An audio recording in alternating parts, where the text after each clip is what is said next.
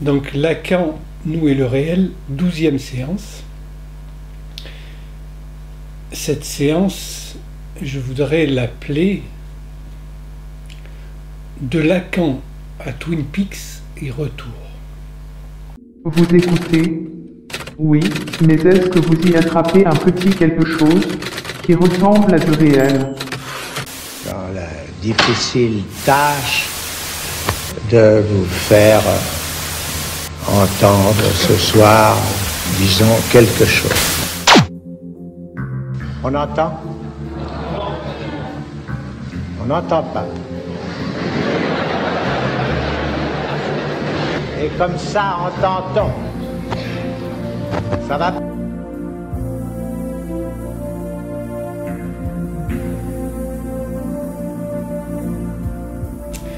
Parce que là, dernièrement, donc, il est sorti une série télévisée, la 3e saison de Twin Peaks de David Lynch, qui avait commencé en 1992. Et en 1992 déjà, David Lynch avait fait dire à l'un des personnages « On se revoit dans 25 ans ». Et il a tenu promesse, effectivement. Monica looked past me and indicated to me to look back at something that was happening there. I turned and looked. I saw myself. I saw myself from long ago.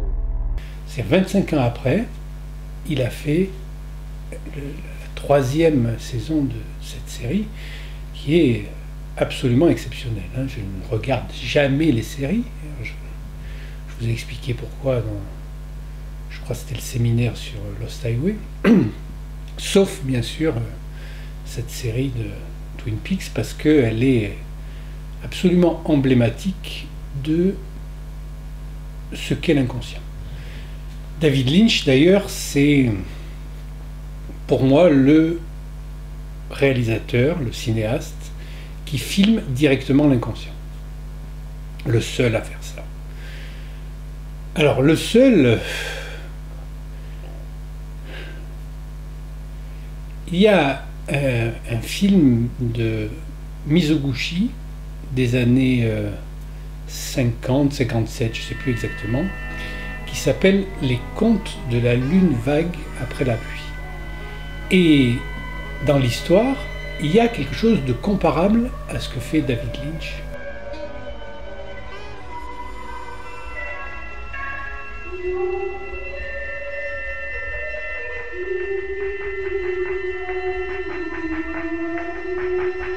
Dans la plupart des films, la dimension de l'inconscient est souvent représentée par le rêve ou des hallucinations qu'aurait le personnage, et dans l'aspect diégétique du film, c'est marqué, c'est-à-dire que le traitement de l'image se fait d'une manière un peu différente, c'est-à-dire que par exemple dans le film où c'est Dali qui a fait les décors du rêve dans le film d'Hitchcock qui s'appelle La maison du docteur Edwards, je crois. Là, on voit des images très spéciales pour signaler que là, nous sommes effectivement dans un rêve, donc on n'est plus dans l'espace diégétique filmique, on est dans un espace à part. Or, pour David Lynch, depuis très longtemps, il ne s'embarrasse pas de cadrer différemment ou d'encadrer différemment les séquences où il s'agit du réel et non plus de la réalité. Donc nous avions vu ça déjà avec Lost Highway, où prenant appui sur Psychose Hitchcock, il fait toute la première partie où on se situe dans la réalité et dans la deuxième partie où il est dans le réel, donc on est directement au cœur de l'inconscient. Là, dans Twin Peaks, c'est tout le temps. Jerry, what's going Someone stole my car. What? Didn't I tell you? Jerry, what's going on? Someone stole your car? You say the same thing? Je me suis rendu compte que cette série, c'est pour ça que je voudrais en parler, a provoqué quand même un engouement massif. Il y a beaucoup de personnes qui sont intéressées par cette série. Et ça leur parle beaucoup. Mais l'erreur, disons, et j'ai vu qu'il y a des centaines de sites qui parlent de Twin Peaks, l'erreur à ne pas faire, en l'occurrence, c'est de confondre la signification et le sens. Donc là, la plupart des spectateurs de cette série essayent de faire coller des significations aux différents personnages, aux différentes situations, etc. Alors que justement, il s'agit, comme le recommande David Lynch lui-même, qui, à l'intérieur de la série, signale et le dit précisément que c'est un rêve, que nous sommes dans un rêve. Donc, il s'agit d'interpréter cette série exactement comme, en psychanalyse, on interprète un rêve. Donc, dans cette manière de faire et d'entendre, on peut dire que Twin Peaks se résume à une formule qui est Twin Peaks n'est rien d'autre que le rêve de Laura Palmer. It's going to sound strange. Something's been found. Something Deputy Chief Hawk found. Missing pages from a certain Laura Palmer's diary.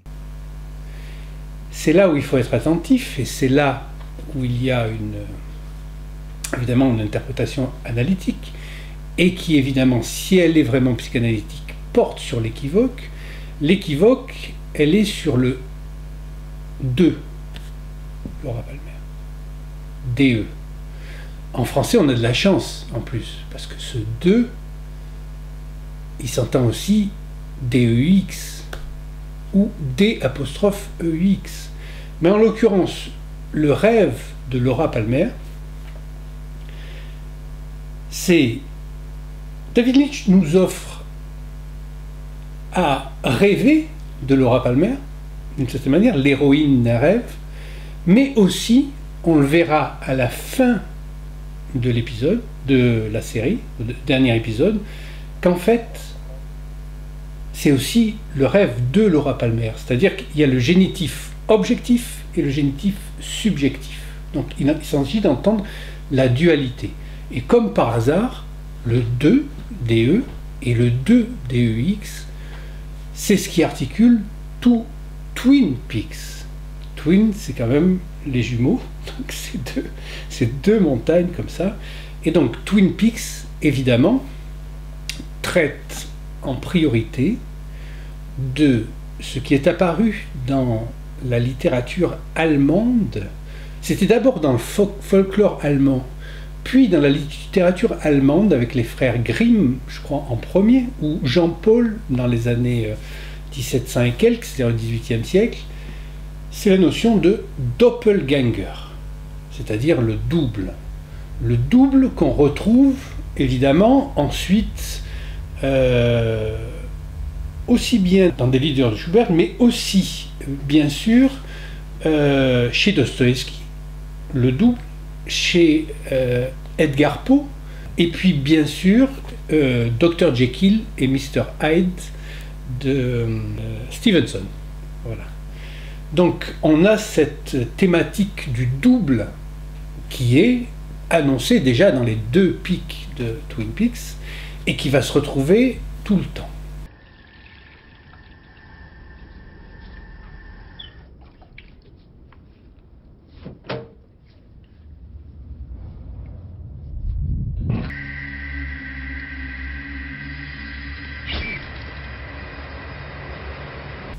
Alors, ce double, qu'est-ce que c'est?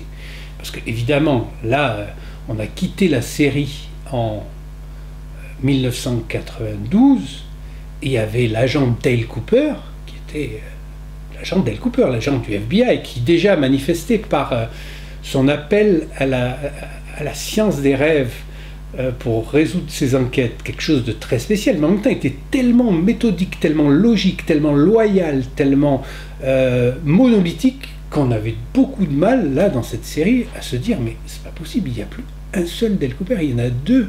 Et c'est comme si l'autre double était un peu son double maléfique, un peu comme Dr. Jekyll et Mr. Hyde. Et donc, d'où ça vient, cette histoire de double? Pourquoi David Lynch, lui-même, se met-il à mettre en scène cette notion-là de double? Alors, c'est là où, dans le début de la séance, je dis de Lacan à David Lynch et retour.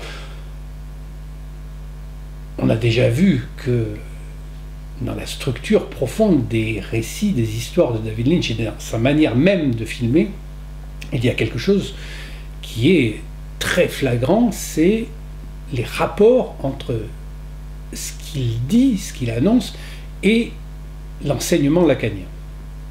C'est tellement évident que même comme on l'a vu dans Lost Highway, l'idée de la bande de Möbius, donc le passage entre le réel et la réalité, entre le sujet et l'objet, on va le retrouver là dans Twin Peaks.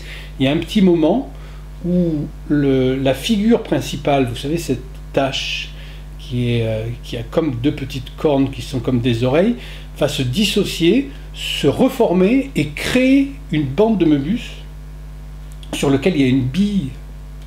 Donc on est vraiment presque dans l'illustration la plus directe de l'enseignement lacanien. Say hello to Gordon if you see him. He'll remember the unofficial version. This is where you'll find Judy.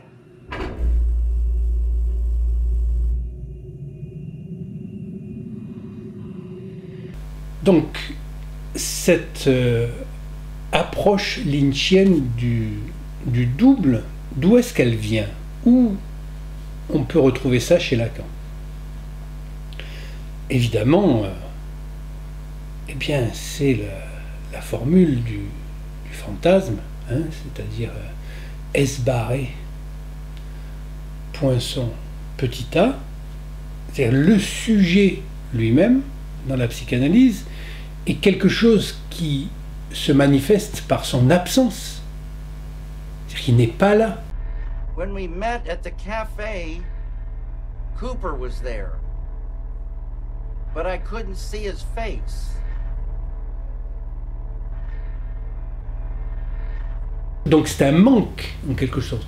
C'est un signifiant qui manque, le sujet barré, qui est dans une corrélation, mais ils ne peuvent pas être dans le même espace avec un objet qui, lui, est surnuméraire. C'est-à-dire, c'est quelque chose en plus. Mais ce qu'il y a en moins, c'est-à-dire le sujet qui n'est jamais là, puisqu'il est toujours représenté par un signifiant pour un autre signifiant qui ne le représente pas, est le contrepoint d'un objet qui, lui, est toujours quelque chose de trop, en fait. Il y a toujours quelque chose de trop dans notre réalité. Il manque quelque chose et il y a quelque chose de trop. Mais le manque et l'excès ne peuvent jamais se combler l'un l'autre parce que le manque et l'excès sont le même, mais d'un côté et de l'autre de la bande de Möbius. C'est-à-dire d'un côté ça fait une bosse et de l'autre ça fait un trou. Mais au fond c'est que nous-mêmes, notre perception passe sans arrêt par cette bande de Möbius. Ça, justement, c'est ce qui permet de voir que nous sommes deux. Au moins. Donc deux, en tout cas, dans cette division-là, puisque ce qui caractérise le sujet par rapport à l'individu, indivis, ça veut dire qu'il n'est pas divisé, c'est-à-dire qu'il a son unité, le deux, le sujet, est forcément toujours divisé. C'est la division de la sexuation qui constitue le sujet que nous sommes. Donc nous avons cette dualité en nous, en quelque sorte. Donc David Lynch, lui, va se servir de ça, parce que la division subjective, on peut la faire passer par plein d'endroits. Mais il va montrer à plusieurs moments des épisodes comme ça que des personnages eux-mêmes disent « je ne suis pas moi ». Like I'm somewhere else and like I'm somebody else. Have you ever felt that? No. I always feel like myself. And it may not always be the best feeling. Well, I'm not sure who I am, but I'm not me. This is Existentialism 101. Oh, fuck you! C'est-à-dire que d'où ça vient, cette chose-là, phénoménologiquement, hein, cet aspect-là, en fait, c'est tellement simple que on n'arrive pas à le comprendre tout de suite, hein, on va chercher trop loin des explications. Mais c'est dans la vie de Laura Palmer. C'est-à-dire Laura Palmer, en fait, c'est une jeune fille qui vit dans une petite bourgade de l'État de Washington, un truc un peu paumé, un peu la campagne, on dirait la brousse, enfin c'est vraiment un coin isolé et apparemment un lieu sans histoire. C'est pas là où on va avoir des guerres des gangs, des trucs très spectaculaires, etc. C'est plutôt des lieux qui sont marqués par un ennui profond a priori. Et David Lynch montre que le fantastique, il n'y a pas besoin d'aller chercher très loin dans des lieux prévus à cet effet. C'est là, c'est n'importe où, c'est partout que ça se passe, parce que c'est nous-mêmes qui l'appelons par notre propre division subjective. Et les effets de cette division subjective, notamment les effets hallucinatoires qu'il nous propose.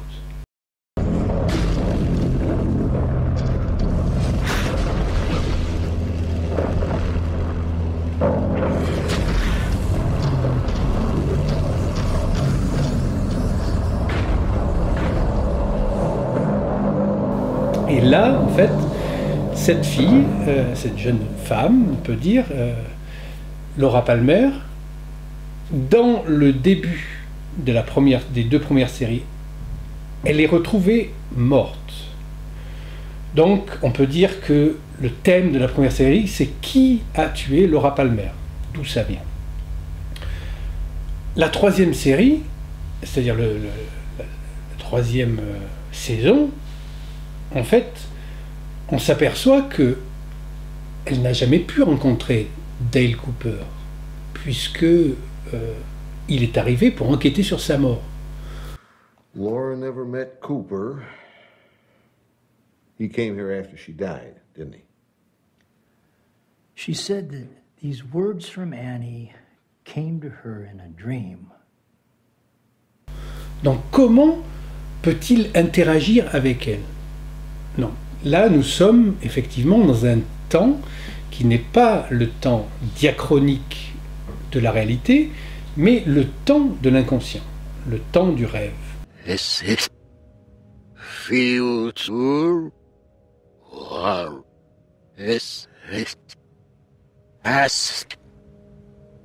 Et ce qui se passe, donc, c'est que, là je vous résume juste à quoi tient la 3e saison de Twin Peaks, c'est que ce dont on s'était rendu compte à la première saison, c'est-à-dire que Laura Palmer, en fait, vit une tragédie qui est malheureusement assez fréquente. Elle est abusée par son propre père, qui la viole depuis qu'elle a l'âge de 12 ans. Mais comme c'est une petite fille, et qu'elle a une image du père, elle ne peut pas s'imaginer que c'est son père qui fait ça. Donc, quand il fait ça, en quelque sorte, ce qu'elle voit, elle, c'est un dénommé Bob, c'est-à-dire une espèce de personnage assez répugnant. Autant son père a les cheveux toujours très lisses, extrêmement soignés, il n'a pas un poil de barbe qui dépasse, etc. Il n'a pas un cheveu qui sort de sa coupe. Autant Bob est assez hirsute, avec les cheveux de la même couleur que lui, avec des poils de barbe, etc. C'est le double de son père, parce qu'elle ne peut pas imaginer, tout simplement, dans son âme d'enfant, que son père puisse faire ça. Et comme elle est prise ensuite, et c'est ça la tragédie, en quelque sorte, de la jouissance, c'est-à-dire que prise là-dedans, dans les raies de... Alors la jouissance, je rappelle que ce n'est pas du tout le plaisir, la jouissance. C'est justement l'au-delà du plaisir, c'est-à-dire que c'est une dimension qui va au-delà, qui est liée à la pulsion de mort, mais on va revoir ça avec l'histoire du double dans très peu de temps. Donc, elle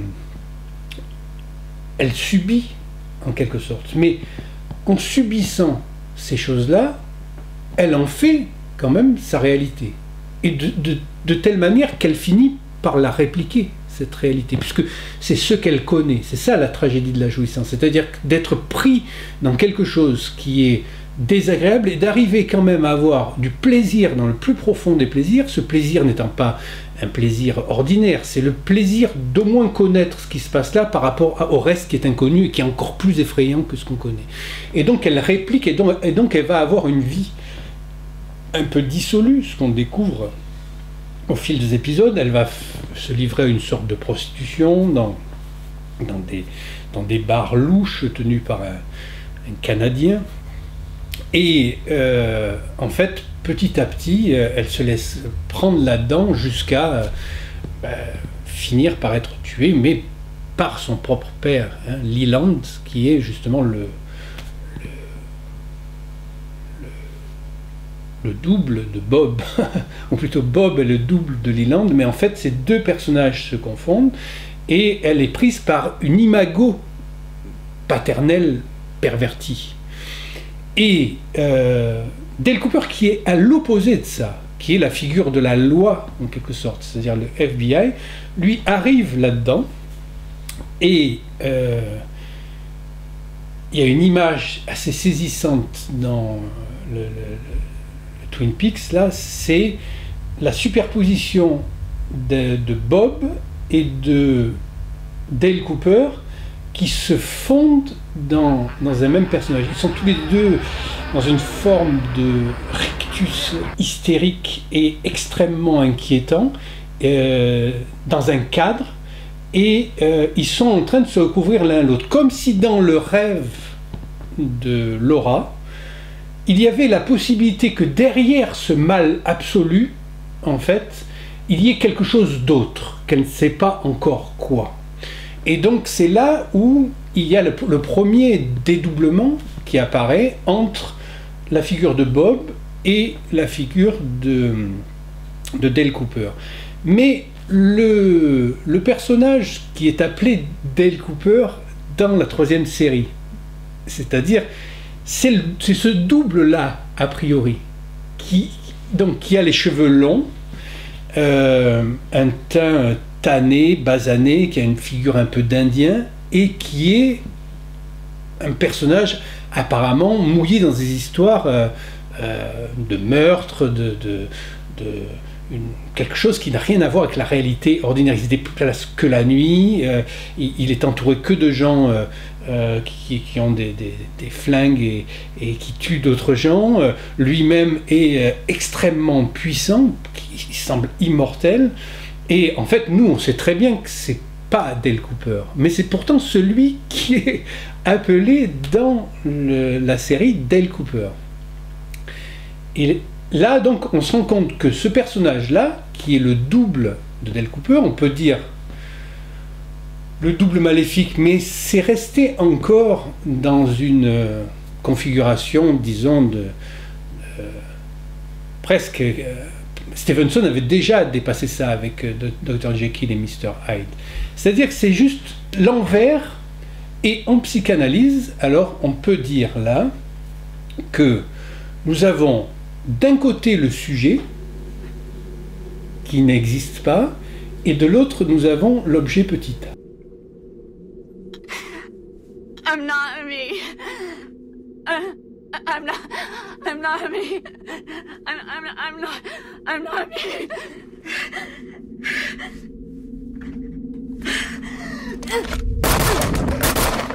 Et c'est comme ça que se distribue la division, et donc le dédoublement en psychanalyse. Quand on est avec cette histoire de double là, quand est-ce qu'on peut éprouver cette notion de double soi-même si on va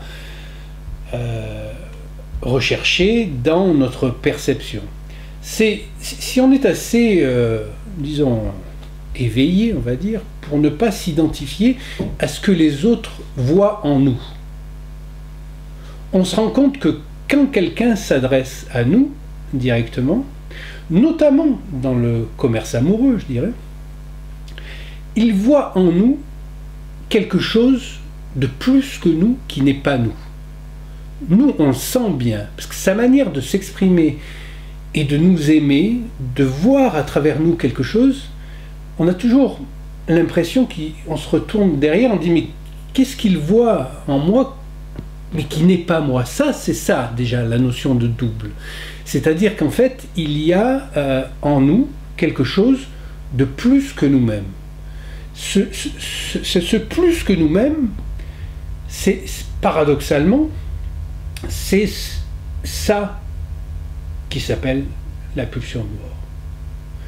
C'est-à-dire la pulsion de mort, contrairement à la vulgate, 95% des psychanalystes ne comprennent rien à la pulsion de mort. C'est grave, parce que la pulsion de mort, c'est l'essentiel de la psychanalyse, c'est l'apport définitif freudien, hein, c'est le truc le plus subversif qui soit. C'est que la pulsion de mort, c'est ce qui va soutenir notre désir. Bon, mais je ne veux pas développer là-dessus, parce que je veux rester sur le rapport entre l'objet petit a et la pulsion de mort. Donc, ce quelque chose-là, en plus, c'est la pulsion de mort. Qu'est-ce que c'est? C'est la pulsion de mort, ce n'est pas une certaine propension à se laisser dépérir, à aller vers la mort ou je sais pas quoi. C'est l'inverse de ça. C'est-à-dire la pulsion de mort, c'est la pulsation de la vie immortelle en nous. Quelque chose qui ne meurt jamais. C'est-à-dire, c'est la vie elle-même dans son principe, sans qu'il y ait de moi pour l'activer. Sans qu'il n'y ait rien d'autre que cette pulsation même qui ne veut jamais mourir, qui est au-delà de la mort, parce qu'elle ne meurt pas. Donc, nous avons dans Twin Peaks l'exemple de ça, puisque, évidemment, le double de Dale Cooper ne meurt pas. Il se fait tirer dessus. Il y a des espèces, comme dans un rêve, pareil, de personnages sombres, d'une obscurité redoutable et d'un habitus assez effrayant, on dirait des semi-clochards avec des barbes, des habits flous, etc., qui n'apparaissent pas vraiment à l'écran, parce que Lynch, évidemment, se sert des effets de caméra pour montrer qu'ils font partie d'un autre univers, c'est-à-dire le réel par rapport à la réalité. Ça aussi, on va y revenir, parce que j'essaye de replacer tous les concepts que David Lynch exprime par la série. Et donc, c'est comme si il y avait les doubles, et à un moment, c'est absolument flagrant. Vous avez d'un côté le corps en tant que corps immortel. C'est là où on fait appel aussi à la théologie chrétienne, ce qui caractérise vraiment la dimension christique, chrétienne, de ce que Lacan appelait la vraie religion, c'est que ce qui ne meurt pas, c'est le corps du Christ.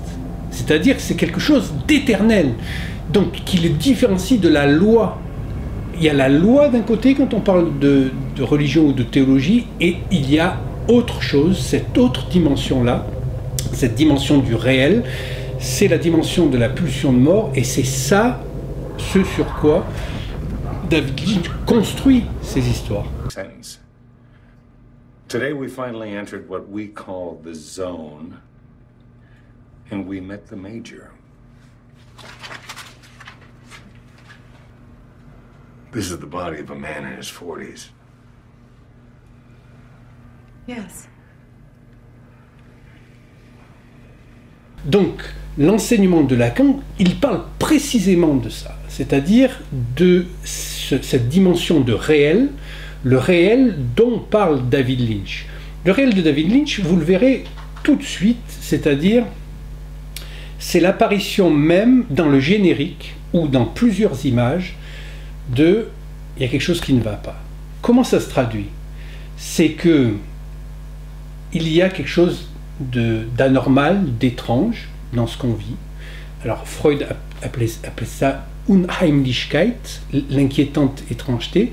Chez David Lynch, par exemple, c'est un plan serré sur la neige de la télévision, par exemple. D'un seul coup, le regard est fasciné, comme si vous assistiez là à une vie protoplasmique, élémentaire, dans son scintillement originel. Et puis, la caméra se recule et vous apercevez que c'est juste quelque chose de banal dans la quotidienneté de la vie, c'est juste la neige de la télévision. Ça fait écho à quelque chose qui est le contrepoint absolu de son génie cinématographique, c'est l'ouverture du film Blue Velvet, où ça commence sur une chanson, une comptine américaine de La vie est belle, quelque chose d'extrêmement sympathique, de communion, etc., des majorettes qui passent, une magnifique propriété avec une pelouse, et puis quelqu'un qui tond la pelouse, et puis là, d'un seul coup, la crise cardiaque, c'est-à-dire le père qui est en train d'arroser la pelouse, a une crise cardiaque, et là, tout s'emballe, et le réel fait son apparition au milieu de la réalité. C'est-à-dire qu'il y a quelque chose qui ne va pas.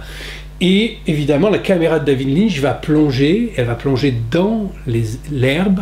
Donc dans l'herbe se révèle un grouillement d'insectes, une autre vie, quelque chose d'élémentaire, d'effrayant, qui, au milieu de ce paradis-là, marque la fracture qu'il y a. S'il y a fracture, c'est qu'il y a division.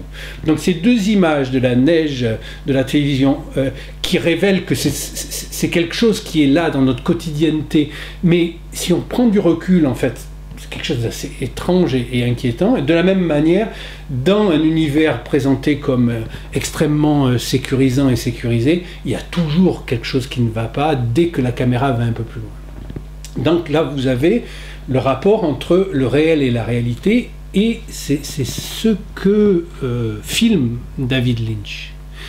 Alors, au début, j'ai parlé de ce film de Mizoguchi qui s'appelle Les contes de la lune vague après la pluie, et dans ce film-là, on voit quelque chose de déjà pré-lynchien, parce que c'est des années 50. Ça se passe dans un petit village japonais, lors du déclenchement d'une guerre, et le potier qui commence à faire des affaires et à vendre ses poteries et commencer à être reconnu comme tel, encombré de son gendre qui lui veut être samouraï sans en avoir les qualités. Mais ça donne une espèce d'agrégat, ces deux personnages qui vont à la ville, et puis il se passe des choses, et puis on se rend compte que dans le film, on est obligé de faire un après-coup, parce qu'on se dit, mais là en fait il rêvait, puisqu'il tombe sur un espèce de chaman bouddhiste qui lui dit tu es sous l'emprise d'un spectre.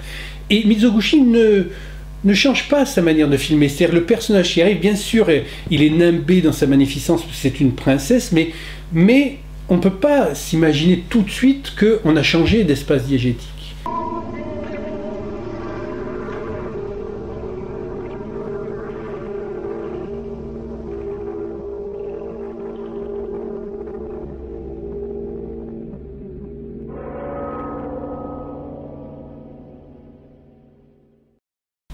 Mais en tout cas, dans David Lynch, nous avons cette capacité de faire passer par le jeu de caméra de la réalité diégétique au réel qui la sous-tend, et de laisser entrevoir ce réel. Donc tout l'univers de Twin Peaks est marqué par ça. Vous allez avoir plusieurs passages très explicites, justement, sur ce passage de la réalité avec le réel qui la sous-tend. Alors il y a une phrase pour ça de Lacan qui est absolument géniale et indépassable, c'est la réalité est la grimace du réel, le réel est la grimace de la réalité. Et donc vous avez deux espaces qui ne peuvent pas être contigus, c'est-à-dire non, c'est pas contigu le mot, ils ne peuvent pas être simultanés. C'est-à-dire que je vous donnais l'exemple, là nous partageons une certaine réalité. S'il y avait une irruption du réel maintenant, c'est-à-dire par exemple je sors d'ici un pistolet 45 et je me mets à tirer comme ça, comme un malade, d'un seul coup cette irruption du réel ferait s'effondrer toute la réalité qu'on est en train de vivre. Donc le réel et la réalité sont dans une forme d'opposition en quelque sorte, mais se suscitant l'une l'autre. C'est comme si le réel était l'arrière-fond qui permet qu'il y ait une réalité. Notre réalité étant celle du fantasme, c'est-à-dire pour la psychanalyse, notre réalité est entièrement soutenue par le fantasme. Nous rêvons dans la réalité. Donc c'est ce que dit David Lynch expressément dans Twin Peaks 2 ou 3 fois, même plus que ça, mais on va retrouver les petits bouts d'épisodes. À un moment même il dit « Who is the dreamer ?» Nous vivons dans un rêve, mais qui est le rêveur? We're like the dreamer. Dreams, and then lives inside the dream. We are like the dreamer who dreams and then lives inside the dream.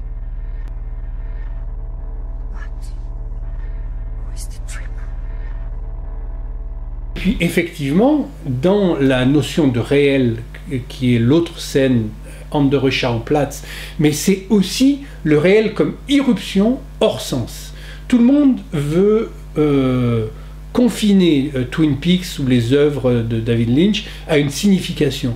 Lui, il dit attention, le réel est hors sens. Et il fait intervenir du hors sens dans ce film. L'épisode de l'accident avec l'enfant, alors là, ça te met par terre, quoi. Tellement ça arrive comme ça, c'est irruption du réel. Il y a un enfant qui meurt de cette manière-là. Tout le monde est choqué. À part, évidemment, même celui qui a tué est choqué, mais lui, il manifeste d'une autre manière. Mais tous les autres sont époustouflés par cette irruption du réel. Et effectivement, il parle de ça, et il réintroduit le réel, et donc c'est là où nous avons la véritable dimension politique.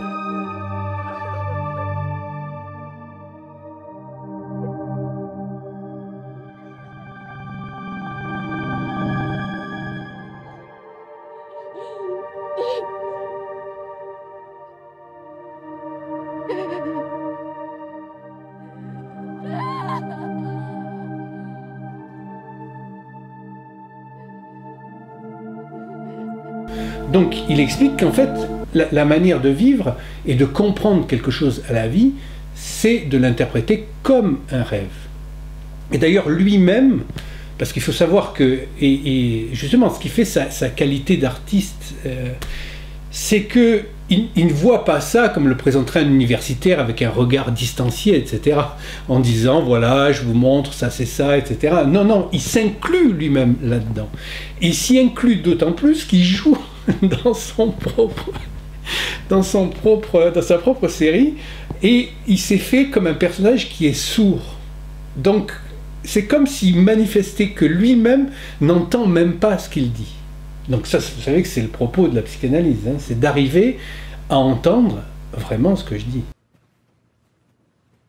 She's here visiting a friend of her mother whose daughter has gone missing.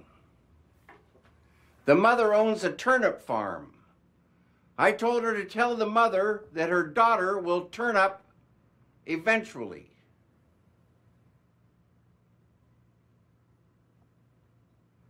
She didn't get it either. Being French, it doesn't translate. Il hurle parce que, en fait, c'est comme s'il disait lui-même, je n'entends pas ce que je dis. Je suis en train de faire ma cure de psychanalyse. Je n'ai pas besoin d'aller voir une analyse, parce que moi je la fais là. Je montre et j'essaye de voir et d'entendre de quoi je parle, mais je n'y arrive pas, je suis sourd. Donc c'est très drôle. Alors, pour l'anecdote, Gordon Cole, le nom qu'il prend dans Twin Peaks, est un signifiant. C'est-à-dire, un signifiant, c'est juste quelque chose qui signifie. C'est pas le signifié. Donc le signifiant, il apparaît dans un film célèbre, un film ce qu'on appelle les films noirs américains, qui s'appelle Sunset Boulevard. Et quand on entend la première fois ce Gordon Cole, c'est l'actrice ex-star du cinéma muet, qui était une actrice extrêmement reconnue et adulée, et maintenant dans l'oubli. Et puis elle propose un scénario de film à Cécile B. 2000, et elle attend parce que Cecil B. DeMille était son ancien producteur, mais entre-temps, Cecil B. DeMille, c'est un des plus gros producteurs américains, donc il est passé à autre chose, et elle attend la réponse de Cecil B. DeMille, et un certain Gordon Cole a appelé, donc des studios Universal, et elle pense que c'est pour son... Donc c'est le malentendu. Elle pense que c'est pour lui parler de son scénario, mais pas du tout. En fait, ce Gordon Cole a appelé pour emprunter sa voiture des années 20 ou 30 parce qu'il en avait besoin pour le film Gatsby le Magnifique. Et donc déjà Gordon Cole, c'est le nom d'un malentendu. Et donc Lynch le prend lui comme le nom d'un malentendant. C'est-à-dire il est sourd, il n'entend rien. Et donc c'est très très drôle.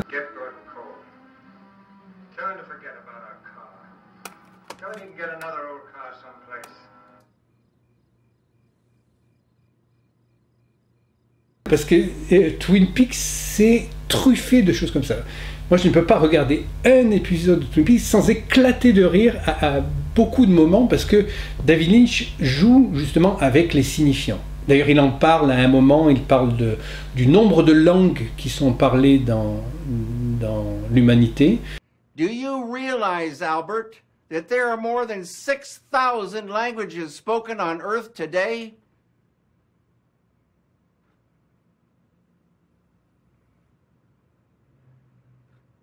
Il sait que c'est par cette division, donc du sujet, en sujet de l'énoncé et sujet de l'énonciation, que se produit cette notion de double à laquelle nous sommes donc convoqués, et que pour entendre quelque chose à Twin Peaks, bien sûr, il s'agit de voir ça justement comme le rêve de Laura Palmer, qui, elle l'avoue dans l'épisode 17 ou 18, un des deux derniers, en fait, elle avait rêvé. Donc on peut avoir une rétrocession du temps, c'est-à-dire que si le temps de l'inconscient, en fait, c'est, comme dit Freud, l'inconscient ne connaît pas le temps. Donc le temps du rêve, c'est, vous pouvez passer une seconde à rêver, mais l'histoire qui se raconte en une seconde, c'est l'histoire de toute une vie. Donc il y a une compression du temps, il y a tous les temps dans un seul temps, c'est un temps cyclique par rapport à un temps comment dire, diachronique. Et dans cet épisode-là, donc elle dit qu'elle a rêvé de Dale Cooper. Do I know you?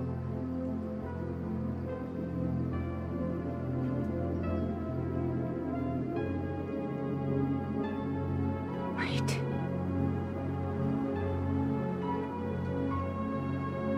I've seen you in a dream.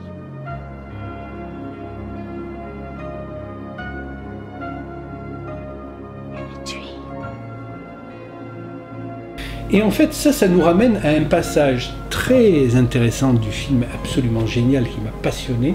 C'est que donc on a Dale Cooper qui est divisé, parce que Dale Cooper c'est le héros, hein, c'est l'inspecteur, mais là il est divisé en deux entre le psychanalyste, c'est-à-dire que You see me, don't you?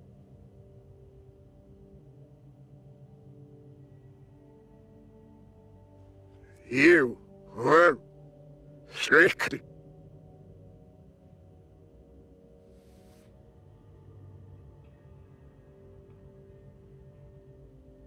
La loge, c'est Anderschauplatz, c'est la loge de l'inconscient. C'est-à-dire que c'est là où se décide ce qui va se passer dans la réalité. C'est le lieu des signifiants. Donc quand dans la loge, il y a le personnage là qui lui dit « tu t'es fait rouler », parce que normalement les deux doubles ne peuvent pas se trouver dans le même espace. C'est-à-dire que le double étant le corps de jouissance, en quelque sorte, avec le sujet ne peut jamais rencontrer l'objet, puisque le sujet c'est l'objet, mais de l'autre côté de la bande de Möbius. Donc ils ne peuvent pas se rencontrer. Mais là, par un espèce d'accident, on ne sait pas quoi, donc le Dale Cooper, avec les cheveux courts, on va dire, se retrouve dans l'espace diégétique, le même espace que son double, qui est le corps de jouissance, l'autre qui qui ne meurt jamais et qui est dans des tâches obscures, de retrouver les coordonnées, justement, avec le Major Briggs, là, les coordonnées de cet espace où le temps s'inverse et où les doubles pourraient coexister. Donc ce lieu, ce serait des lieux comme ça où il y a une conjonction énergétique et il y a la possibilité de rencontrer son propre double. Mais donc, de ce fait-là, du fait qu'il y a déjà un double qui est actif sur Terre, lui, il est comme dans une position, on dirait, de mort. Mais de mort au sens d'incarner la position de l'analyste lacanien, objet petit a. Donc il est parfaitement passif, sauf que quand il faut agir, alors il agit de manière impeccable et surprenante pour tout le monde, mais c'est très peu de fois, sinon il ne fait que répéter les derniers mots de celui qui lui a parlé, dans une totale passivité, et il se laisse guider uniquement par les signes de l'inconscient, mais sans pouvoir avoir la moindre énergie, la moindre volonté ou quoi que ce soit. You don't know your address? Just a red door? Red door. The thing is, though, it's hard to see the color at night.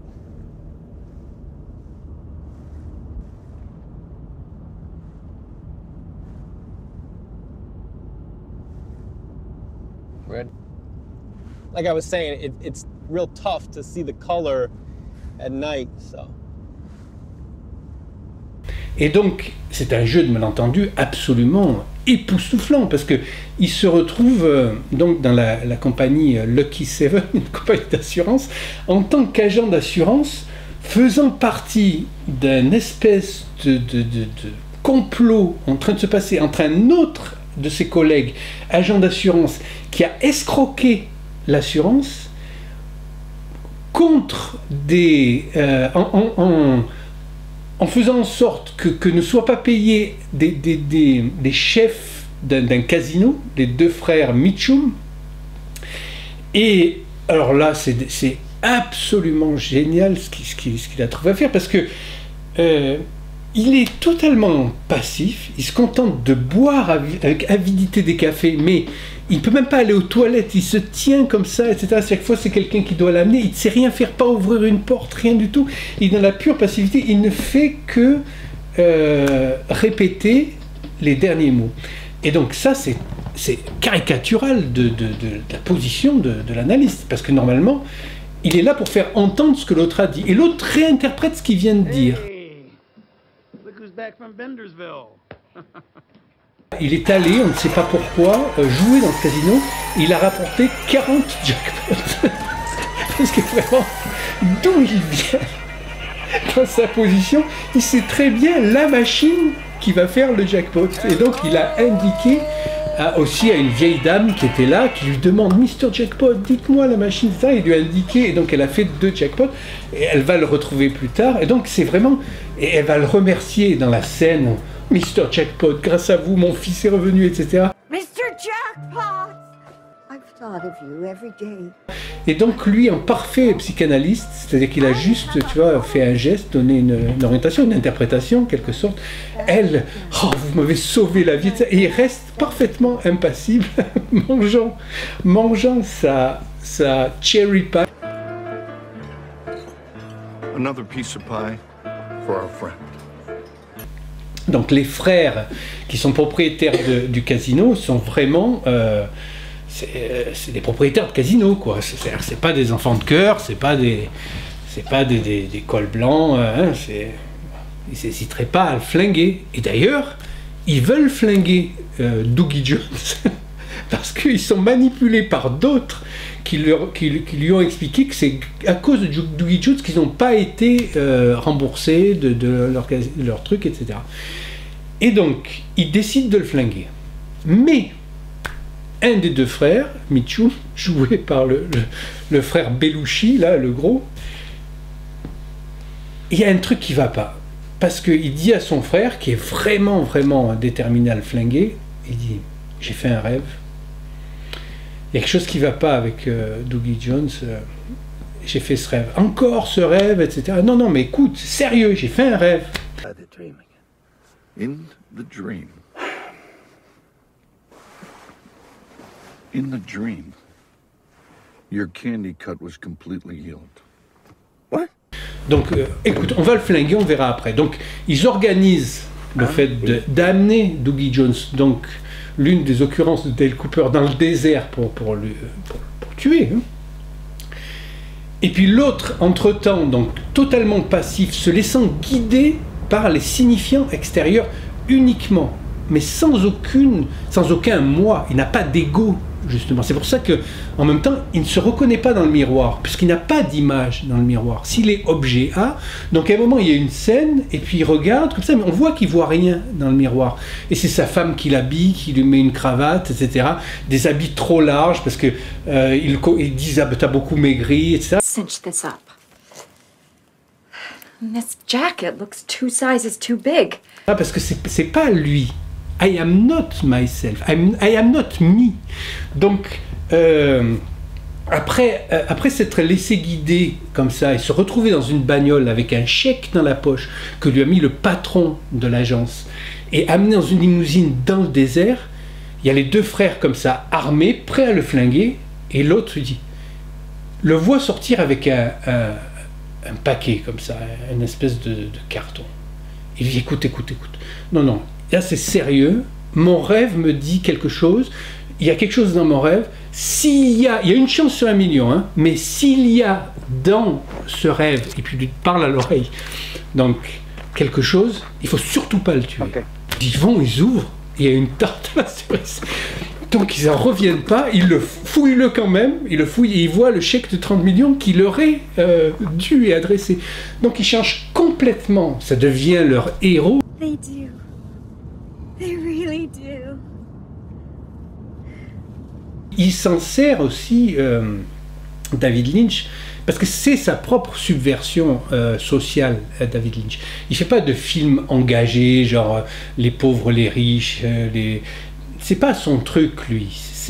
Lui, sa subversion, elle est plus subversive, elle passe ailleurs. Il inverse là les hiérarchies sociales, c'est-à-dire qu'il montre que les bons, ce sont ceux qui croient dans leurs rêves, en fait. C'est-à-dire qu'ils sont connectés à leurs rêves et qui sont en rapport avec leur inconscient. C'est pas ceux qui se soumettent aux lois de la réalité, c'est ceux qui acceptent de se confronter au réel. Et donc, quelles que soient les actions qu'ont fait les frères Mitchum, qui sont patrons de casino et qui sont des anciennes de l'orphelinat, d'après ce qu'on comprend dans la série, en fait, ce sont des good guys. Parce qu'ils ont écouté leurs rêves, donc ça veut dire qu'ils ont écouté leurs désirs. Ils se sont mis à l'écoute de leurs désirs.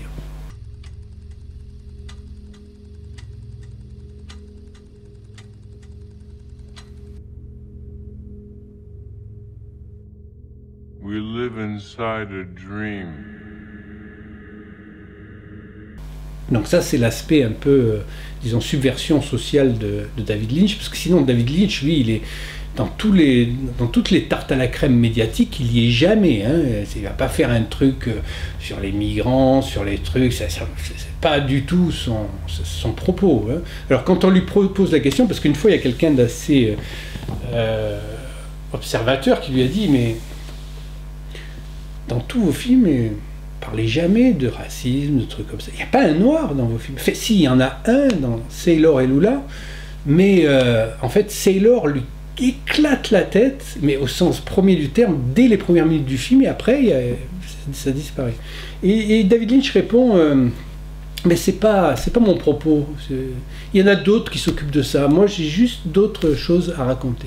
Et donc, on voit la différence entre, disons, des films qui sont faits pour les journalistes, en gros, pour plaire aux médias, pour complaire, etc. Et puis, des films qui sont faits parce que c'est une nécessité. C'est-à-dire que David Lynch, quand il fait des films parce qu'il ne peut pas le dire autrement. S'il pouvait le dire juste avec une feuille et un papier, ou avec quelques mots à son copain, il n'aurait pas besoin de faire des films. Mais là, il a besoin de cette mise en scène pour exprimer la complexité et la subtilité du monde dans lequel nous vivons chacun, parce que chacun de nous abrite un monde. C'est-à-dire il n'y a pas à chercher d'autres mondes ailleurs que dans ce monde-ci. C'est-à-dire qu'ils sont à l'intérieur de ce monde-ci, mais en chacun nous. Nous sommes chacun porteurs d'un monde, parce que c'est un monde de représentation. C'est un monde lié au fait que nous soyons des sujets du signifiant, donc des sujets de l'inconscient, et que nous soyons divisés justement entre le sujet qui n'est pas là, puisque dès que je parle, en ce moment où je parle, ma parole me précède toujours un peu plus que ce que je ne peux la contrôler. C'est-à-dire que ce qui parle en moi, ce n'est pas je. Le je que je vais dire, je parle, c'est déjà un représentant, le sujet de mon énoncé, mais l'énonciation elle-même m'échappe. Cette énonciation, c'est mon réel. Et c'est de ce réel-là que David Lynch parle dans ses films. Did you write an entry about encountering what you described as an alternate reality? A different dimension. Yes, but it's real. It's all real. Tout l'intérêt, en dehors du côté passionnant et plaisant que ça peut avoir d'étudier ces choses-là de l'inconscient et la manière dont David Lynch l'exprime, c'est que il y a un concept qui fait, je crois, je ne suis pas sûr, mais je crois la première fois son apparition chez Hegel et que reprend Freud, c'est ungeschehen machen, faire en sorte que ce qui est arrivé ne soit pas arrivé.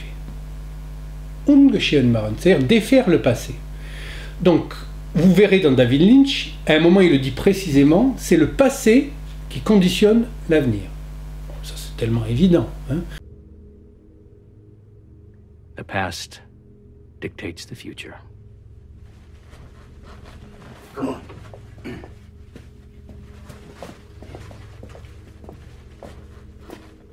Mais aujourd'hui, la novlangue et toutes les pratiques, disons, liées au discours dominant, qui est lié lui-même au commerce et au capitalisme, changent le passé, d'une certaine manière. Faire en sorte qu'on ne sait pas aujourd'hui de quoi demain le passé sera fait. Dans David Lynch, donc, il le dit, le futur dépend du passé. Si vous changez le passé, vous changez le futur. Et donc c'est le thème de cette troisième saison de Twin Peaks, puisque il arrive à faire en sorte que Laura Palmer ne soit pas morte. Mais sauf que, bien sûr, ce n'est pas Laura Palmer. Puisque ça c'est vraiment la cure analytique, c'est-à-dire elle a subi ce qui s'appelle en psychanalyse la destitution subjective. Elle a perdu tous ses signifiants. Laura. You got the wrong house, mister. You're saying you're not Laura Palmer. Laura who? No, I'm not her. Now... What's your name? Carrie Page. Laura Palmer ne sait pas qu'elle s'appelle Laura Palmer. Sa maison elle-même n'est plus la maison de Laura Palmer. Les gens qui ont vendu la maison à ceux qui habitent la maison n'étaient pas non plus des gens liés à Laura Palmer. Et donc, elle a fait appel au psychanalyste, en quelque sorte, Dale Cooper, qui est un enquêteur, bien sûr, qui représente la loi, mais la loi de l'inconscient. Et donc, en fait, elle n'est plus morte, mais elle ne sait pas qu'elle est elle, parce que personne ne peut être soi-même. Et donc ce traumatisme-là finit sur un cri déchirant, qui est le cri du traumatisme, hein, et qui est en même temps, chez David Lynch, la manière dont il considère que les femmes sont toujours la possibilité de révélation de la vérité, et parce qu'elles sont la position du sujet, et elles surréagissent toujours, justement, aux stimuli masculins, parce qu'elles sont la possibilité pour nous de comprendre la dimension du sujet.